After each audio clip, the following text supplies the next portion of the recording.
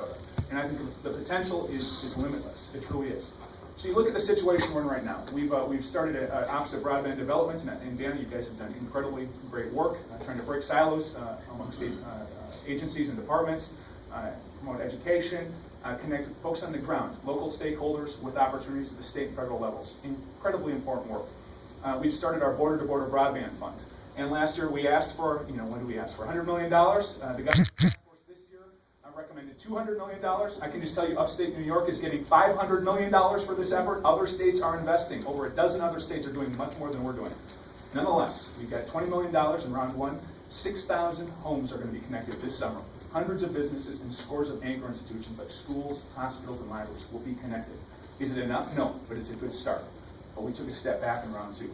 And I guess that's the unfortunate thing. One thing I'm learning in my short tenure here as a legislator, sometimes you take 2 steps forward and you take a step back. And we've got to continue to keep our eye on the prize. And what is that? Connecting Minnesotans with high-speed internet. It's that important. So as we look to gear up for round 3 and hopefully round 4 and moving forward, I'm expecting that we're going to have a big investment in broadband this year. I have to tell you, we had a lot of folks campaign on this issue in 2014. It was the day after the election. The Speaker of the House said broadband is going to be a priority for us. We got a very positive November economic forecast in Minnesota. Big budget surplus. The governor said, this is an issue for us. This is a priority for us. In 2016, we've got to put our money where our mouth is. And as legislators, we have to be willing to invest in hard-earned taxpayer dollars into extending these networks and leveling the playing field in greater Minnesota. And I think it's an investment that's going to pay dividends for us. And what I think is unfortunate, and I agree with Representative Precia, we've made great strides in the legislature in elevating this issue and talking about it. I think there's been a great deal of education around the issue, but there's also been misinformation that I think it's also taken us a step back. In my view, and I think this is shared by a lot of experts in the field, wireless is not going to replace wireline in the near future. It's a great supplement, and I encourage its investment, and we want to do everything we can to get wireless providers to invest in Minnesota. But if you're going to start a home-based business, if you're going to have kids who are taking advantage of flip schedules or multimedia at the same time, God forbid, at home on a school night, if you're going to participate in telehealth or precision agriculture, you've got to be able to have high bandwidth. And the limiting factors on wireless, I don't want to bash it because I think it's incredibly good technology, but you look at the spectrum constraints, the cost constraints, they're real. And we have to address those too. We can't just say, hey, this wireless device is going to solve our problems. So it's a balance. How do we nurture Minnesota as an environment for investment? How do we promote partnerships? How do we give local communities that are competing for new families and for businesses, they're competing with technology, how do we give them an opportunity to engage their providers, their cooperatives, and invest in this sort of infrastructure? That's the challenge of this legislature. And I do hope in 2016 we're able to take a significant step forward and demonstrate to Minnesota and the folks who lack access that we're serious about solving this challenge. I think this year was a step back, and I fear that we signaled to too many stakeholders that the state simply is not interested in this. We'll pay it lip service, but we won't do difficult things and put money where it's needed.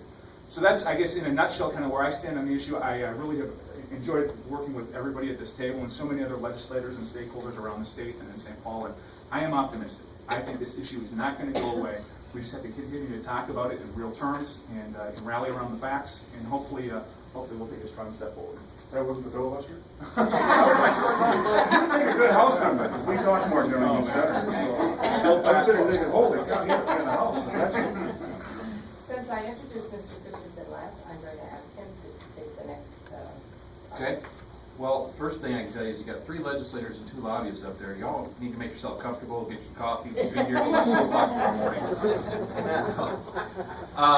I'll start with the broadband fund, and well, let me start with this. This is clearly not a partisan issue, and I couldn't agree with what Margaret said earlier and what Representative Precia just said.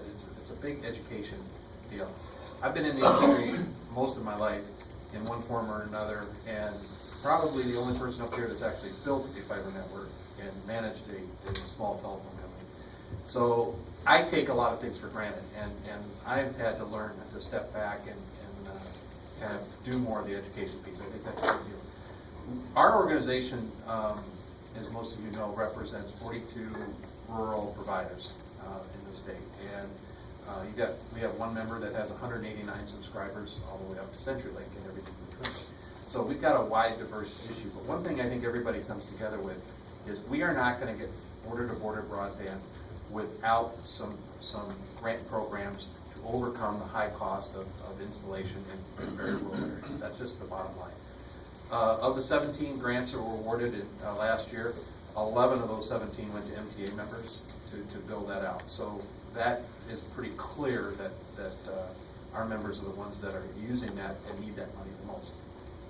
I'll be honest, I did not get very involved in the broadband grant program this time because I did think it was a slam dunk and smarter people than me were leading that charge. So we didn't get overly involved in it, and we're a little disappointed that it came in kind of short, just like everybody else.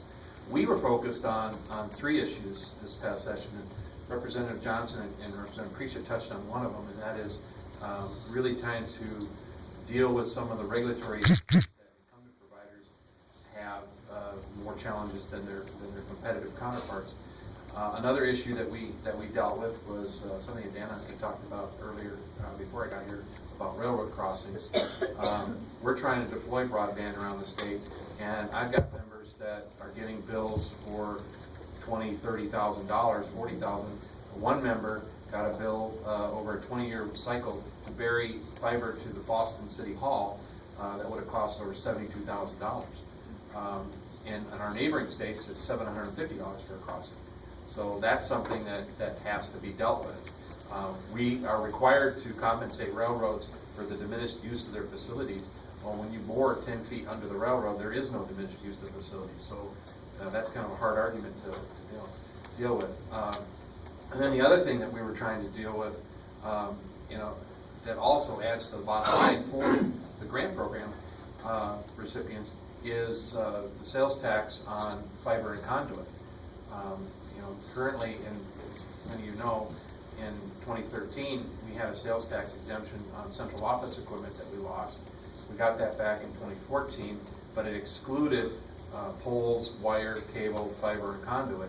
And so we were trying to get that back installed, back and put in place so that they would be exempt from sales tax. 7% to the bottom line of any construction project. So we're trying to get that back in. We did get fiber and conduit in the tax bill, which I thought was fine. I mean, that's really, I don't know of anybody that's installing copper anymore, so fiber and conduit is a big deal for us. And there was no tax bill, so hopefully we'll take another stab at that. But those were kind of the issues that we were focused on as an industry. I think we're going to have to be a little more focused on the broadband grant and try and get some more money thrown into that. Thank you. Mr. Jordan, you have to tell us about your perspective on Greater Thank you. Minnesota. Thank you for asking me to be here. The partnership that I represent, we have about 90 members. They do a really good job explaining what we are. We're focused on Greater Minnesota. And we got in this a couple of years ago. Did some surveying, talking to people in Greater Minnesota, and it turned out that from an economic development standpoint, broadband was a huge issue. So we approach it from an economic development standpoint, and I think that's a good thing. I think the state has signaled in some ways they do too, because they sent the responsibility from Congress over to the Department of Economic Development. But I think one of the problems that we're having is that I'm not sure that we're really clear on that direction. Is it about economic development? Isn't it about economic development? When people go out and sell it and try to argue for more dollars to set the fund up, it sure seems to be about economic development. But I think if you look at the scoring system, and it's not a criticism of the office, they have to live with what comes out of the legislative process. It's not economic development. It's not a factor that needs to be used. So I think that's one of the problems that we have, and that's a little bit of a problem that I think also is in the Republican caucus. I understand that. They look at some of the issues that are selected. There's kind of two things happening. And there's the we sit up here and we say things, and as lobbyists we'll talk, and committees will talk about things. But there's also this, well, now I'll take the real story, but let's go in your office and shut the door kind of a thing that happens. And that's not on this issue, that's on a whole bunch of issues. And I think that is really a part of the problem and can help spread that misinformation. But I think we have to decide, is this about economic development or isn't it? If it is, then let's make sure that is a factor that the department uses when they award grants. But when we looked at it, we looked at the access availability in the metropolitan area, we looked at most of Greater Minnesota. It's fair. We talked about Governor Fuente's task force. He's not the first governor to do this, but that's code for the legislature. Governor saying, I have no idea what to do. I don't want to spend any money. Let's create a task force or perhaps a blue ribbon panel. I'm not picking on the folks that are there. They do hard work, but that was a way to get out of actually doing something. And we set these goals. We're going to get over there sometime. But the reality is we're still 22nd in the nation. We all ought to be embarrassed that the state of Minnesota is 22nd in the nation in anything, and we should all be united behind trying to drive that forward. From my personal view, I think it's a lack of competition. I think competition is a good thing. It's a healthy thing. And in greater Minnesota, we do not have competition. And that competition could come from private industry, or it could come from a municipality. It could come from a county that wanted to make sure that there's robust competition. The focus is here on the Republican caucus. Why did they, have so little, and why did it take so hard to get there? But I think, the first response, and I would put myself into my legislature because all I ever heard from were lobbyists from the industry saying, this is a private market thing. Why we don't know all of this? But if you step back and you take a look at it and look at other communities, there is no free market. So if you're a believer in the free market, you have to have fewer more competitors. They aren't there. So we need to either address that somehow, and whether it's community broadband, if private providers can't or choose not to invest. It's the other thing we haven't really talked about. We don't let cities do this anyway, and it's really difficult for a city to say, okay, if you can't do it, let us go do it. So maybe that's something that we need to take a look at, because I think that somehow we need to get that competition, which will drive innovation, drive down costs. From the other thing that I would just mention is I think that politics is driving this at the moment rather than good policy. I think people see it as a political issue rather than you ought to do this. And that's a little bit of a broad brush, but in general, I think that's the case. If you look back to when the fund was established, a little counterintuitive, our strongest supporters were actually in the metropolitan area. And I'm sitting next to one of them in the House where the fund was created, and Speaker of House Paul Peason was also from Minneapolis. You'd think it had been the rural people pushing for it, but it really started there. We didn't have any support that year from the governor's office. They didn't want to do it twice, and you kind of hear that, let's wait till the future, let's do this next year. And we heard that a lot this year, well, we want to fund it this year, let's fund it next year when it's closer to the election. So there's often this, it's next year. Well, next year doesn't seem to come, and I don't think Greater Minnesota really wants to hang around for 20 years hearing next year. So we do have to do something. But it is interesting to follow. If you look, who supports it, who doesn't, and then do they really support it? That's a little more harder thing to get your hands around. Do they support it only for political reasons, or if they really believe that the policy thing is a good thing to do? And that's a tougher thing to figure out. So I could talk more, but I think I agree with a lot of the stuff that was said there. So why don't we move on? All right, and it looks as if the discussion has begun. I Well, see Mr. Christensen. But yeah, and I think Mr. Dorman and Senator Schmidt brought up the heart of the matter, and one that has never really been addressed. The question is, which way do you want it? The Rural Electrification Act worked because there was no competition. You build it, it will come. A competitive market works because you have multiple competitors in place. In some places, a competitive market works. In other places, it's not going to work. And our policies around broadband and around telecommunications in general are in flux between a monopoly utility market and a competitive utility market. And we've got to get our arms around that piece. Right. I agree. We deregulated an industry before we really knew what the internet, Al Gore invented it. But it wasn't. No one saw it coming. So we live in a deregulated environment, and without that, you essentially have unregulated monopolies, which isn't really a healthy choice for the consumers. And so somehow we got it. Maybe we should re-regulate it. I don't know what the answer is, but that would certainly be one way to get there, is to regulate the industry and have the Public Utilities Commission set the rates and equal service. And that's how we got to electrification. Maybe it'll come to that. I don't know.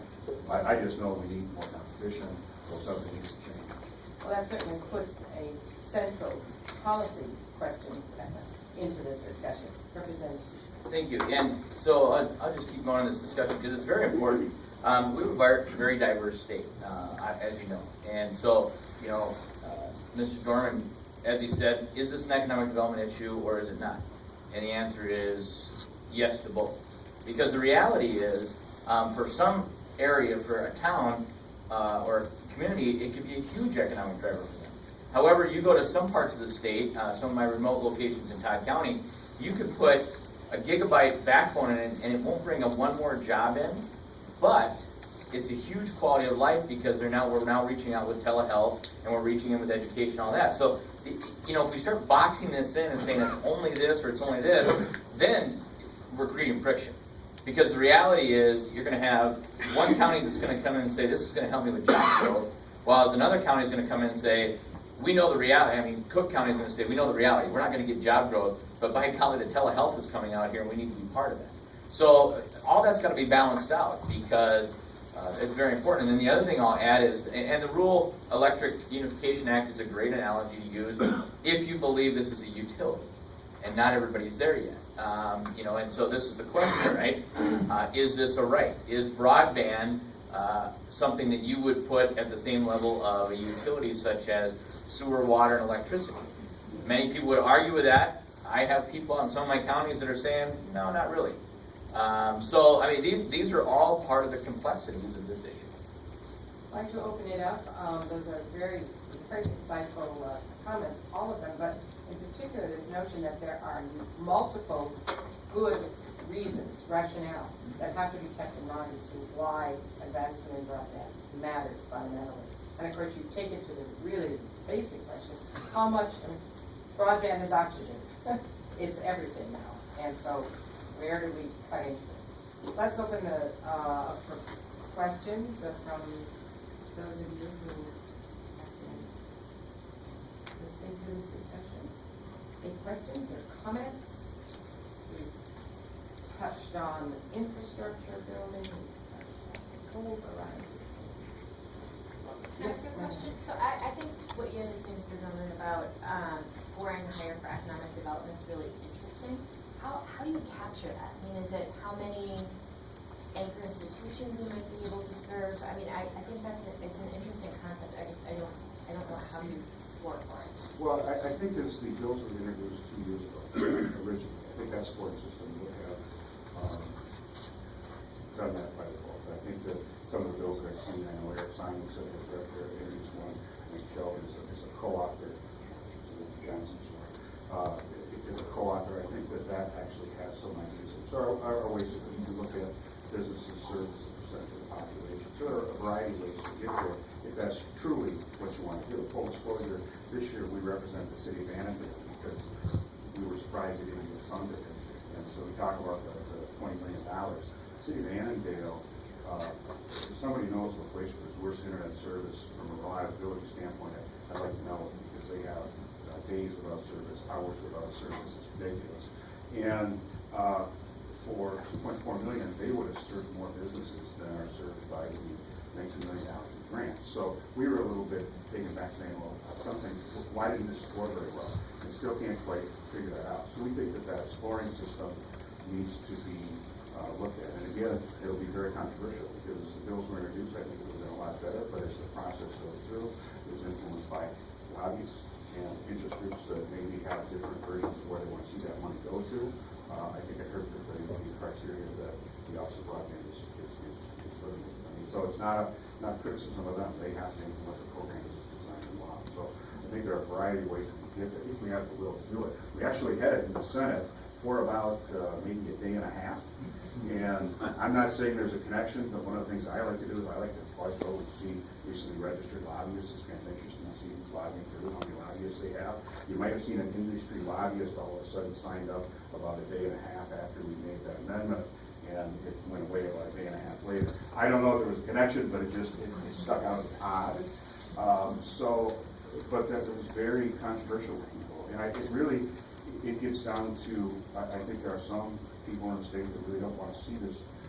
Worst thing that can happen is if you upgrade a city, because then it would force cities around it to go to their provider and say, look, I don't care what the state grant upgrade. And so I think there's that fear of if this really breaks loose, it's going to put pressure on the industry to invest, which is a good thing. More comments, more questions? Yes. Well, I would agree with Mr. Christensen about the kind of people dropping the ball and the lobbying on the emphasis. That I think 2 years ago, Senator Schmidt went out and did the big tour everyone got all excited, a lot of pressure, a lot of publicity, and then we all kind of thought, oh, good, did we win 20 million, should be 100 million easy. So, I mean, it just seems you're all saying that's come, January 1, communities that are interested in trying to get better broadband had better be in force, hire lobbyists, put that kind of pressure on to get those dollars. Is that kind of the message here? I mean, there's a lot of inside baseball that some people may know what you're talking about in terms of who does what and who's the lobbyist. But I mean, what do people in rural Minnesota, town of 3,000 or a rural township, how do they play in that kind of atmosphere? I could address that. I think, I had great hopes that we were going to build off of our initial effort this year. I thought the right people were saying the right things. Hey, this is going to work. I took a step back and said, all right, let's watch it happen. And it didn't. And so I think what's important is when this round 2 application window opens up here in July and August, that applicants apply. They let us know they're interested. Even if they're not fully there yet, let us know that they have something brewing at the local level. They want to engage in this conversation.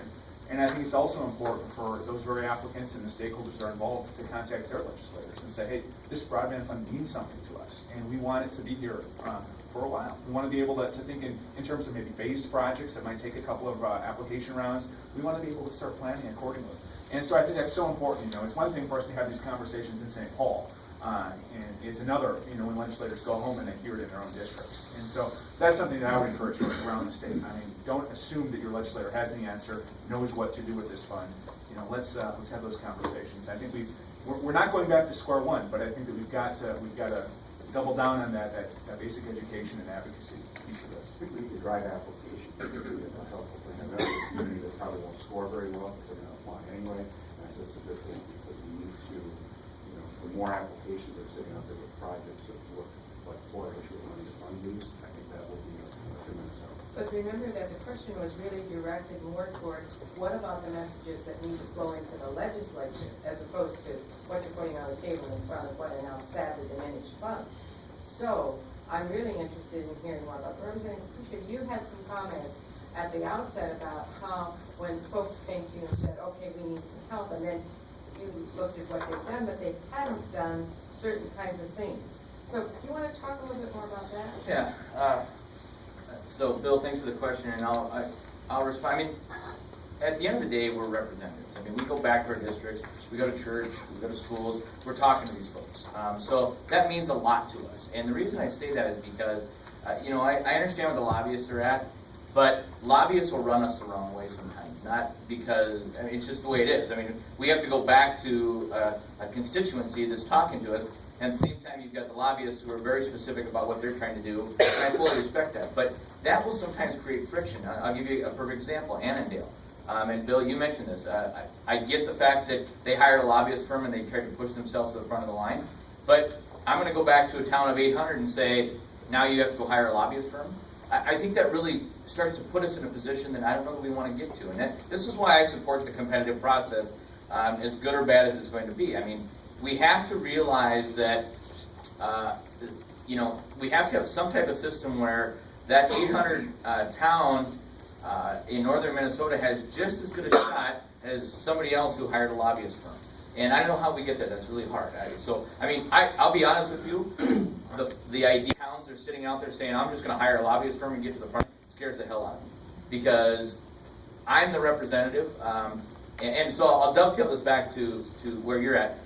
The best that can happen is our counties can come to our representatives and come down here. We need this, and we need you to go down there and work on it. We're very receptive to what we hear in our counties. If we don't hear it, legislators aren't going to bring it down. There's a handful of us that are fighting for it because we know that it's out there. But if the noise were to come up, if the noise level were to come up, that's how we respond. That's what we do as legislators. We're not stupid. We know when elections come, and we know what our people want, and we know how they're going to respond to us in the polls. And if they're not pushing us on this, we're just not going to do it. So, the best thing is any issue down there. If you have a group, and not necessarily a lobbyist group, but a constituent group that comes down there, they start showing up in our office on a daily basis or a weekly basis, we get it. Believe me, if my LA's phone rings all day long, she comes to my office and says, you got 100 calls on this issue. I'm going to start to take notice on that. And like I said, there's a handful of us that get it, but we've got 201 members in the legislature. We need to get 150 of those members feeling the urgency.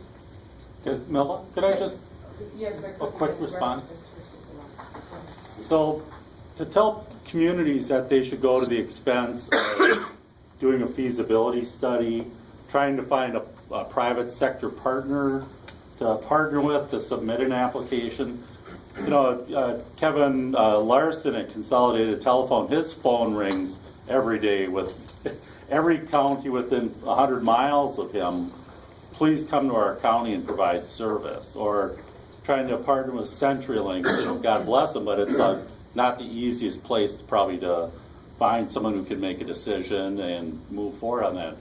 You know, like a letter of intent or something, or a letter of demonstration of need, because that's, to get $100 million worth of applications for 10 million just seems like banging your head on the wall. I mean, Okay, may I take Anna's comment? Yes. I'd like to just add that that will be part of the process for the second round, is there will be a parallel expression of intent. It was a tool that we used when the federal program, the Rural Broadband Experiment. We actually used the results of that process to help inform Minnesota's decisions. We'll be doing that same thing with round 2. Okay. That should help and bridge the gap some for the grant process. Yes. I want to dovetail a little bit on what Representative Creasy said in his opening comments. It is too bad we didn't get more money in the grants program. However, the upside to it is we are going to have a chance to see the projects that are going forward now and see what's going to work and what's not going to work. And I think once that happens, you're going to see the private-public partnership model come to fruition. It's happening in Big Stone County. I think that's going to be huge.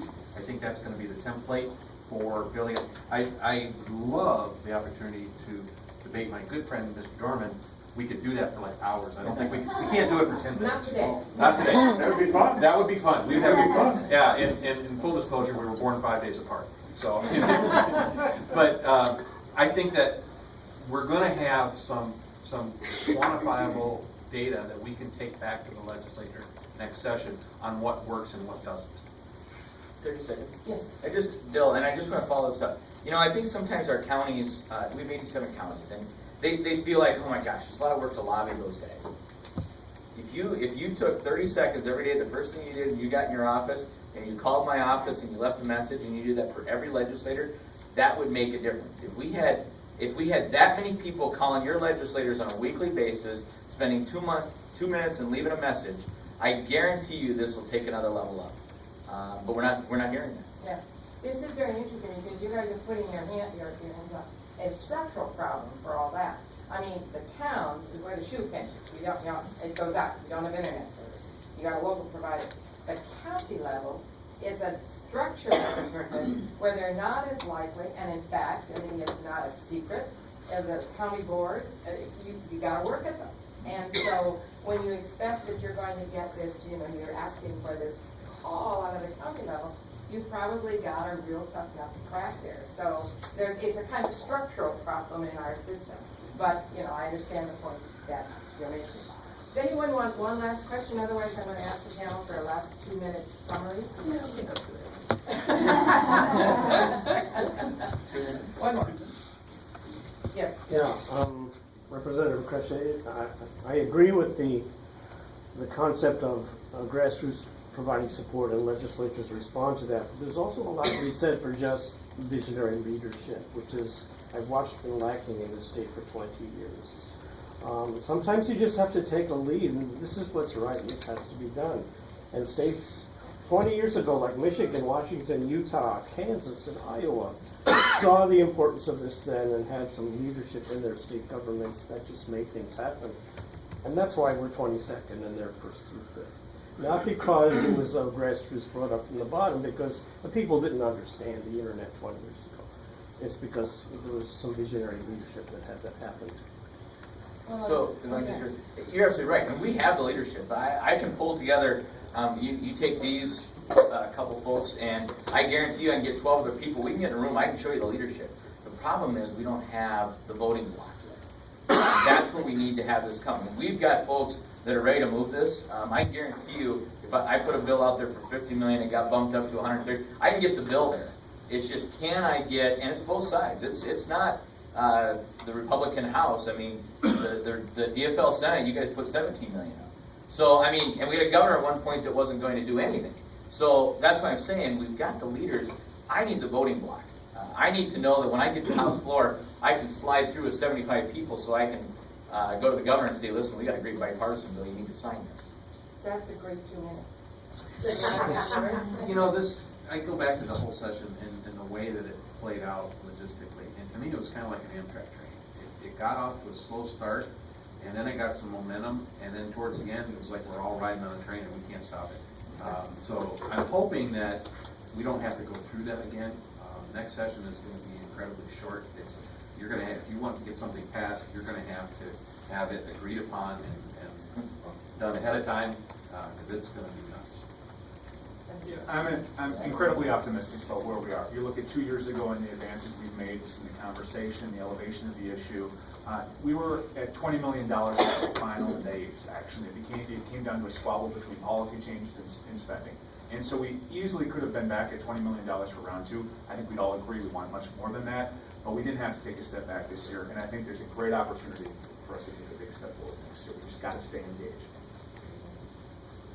I agree with your comments on the leadership. I really do need to move forward because it's the right thing to do for all of Minnesota. So I couldn't agree more with that. I enjoy working with Representative Priest and Senator Schmidt. They're hard workers, they know what they're doing, and they believe in what they're doing. And the same with Deanna there. She just does a fabulous job, and is a real plus to the state of Minnesota. Politically and policy-wise, it seems like it's a win-win for the House Republicans, best I can tell. So I'm personally surprised that they don't move forward with it. Hopefully they will next session, because I know, although I don't run the political end of things on the House side, you know, I know what the lit pieces will look like next election cycle if there's, you know, poor funding for broadband. That's just the reality of it. And I'm hoping, without needing to go in that direction, if we can fully fund broadband in a way that increases the state. 2 minutes, okay, I will say that, hopefully next year we'll actually do next year, instead of just saying, well, let's do this next year. And I think that it will become less political and less needs for earmarks, which for some reason this one are controversial, but they're not in other funds, but that's the debate that Frank and I will maybe have one day. But the problem, really the problem is the number. There needs to be a zero out of there, and that's what's creating a lot of the angst. And I think until we can get this from the political world of it's about politics, what's the minimum we have to put in it to make sure we don't get nasty direct mail, and we have the leadership, have the vision, we have somebody saying, this is where we're going to go, you may not get it yet, but you will, and you start to put in not 10 million, but 100 million, or maybe 50 million a year, and you start to make significant investments. I think that'll unlock a lot of private investment as well, and then we'll be doing something, and then I don't think we'll have some of the problems we have. But I think there are also some powerful forces that will work to undermine that behind the scenes that are going to be a problem. So let's be optimistic and hope that when legislators said, gee, we're going to do this next year, let's hold them accountable and let's get those phones stirring, because we can help you with that. You know, we can go to our membership and say, hey, call these guys once a week. If that will help, we can get that done. And so if that's what it takes, we're happy to do it, because I think it's a case where good politics and good policy actually means if we could push this out. So let's hopefully, and everybody up there does work hard. We're all admirable people working for something, and let's hope we get it. Well, it sounds as if the theme song for the families moved to in St. Paul next year. Over